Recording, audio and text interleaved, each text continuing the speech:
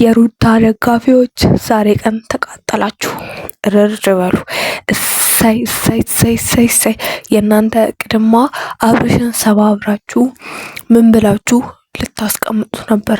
አብርሽ ግን የተሻለውን ነገር እየመረጠ አንድ ስቴፕ ሁሌም ቢሆን ከፍ እያለ ነው እንጂ እንደናንተ አሰራር ቢሆንማ እንደናንተ ኮመንት እንደናንተ ላይፍ ላይ ገብታችሁ አብርሽን እንደምትሰድቡት እንደምታዋርዱት ቢሆንማ አብርሽ ያኔ ተሰባብሮ ቁጭ ብሎ ነበረ።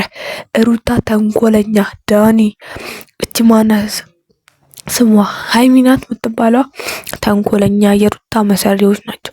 በተለይ ዳኒ እና አብርሽ ግን የተሻለውን ነገር የተሻለች ሴት ከሩታ በቃ 100 እጥፍ የምትሻል ሴት ነው መጥቶ እንትን ያለው።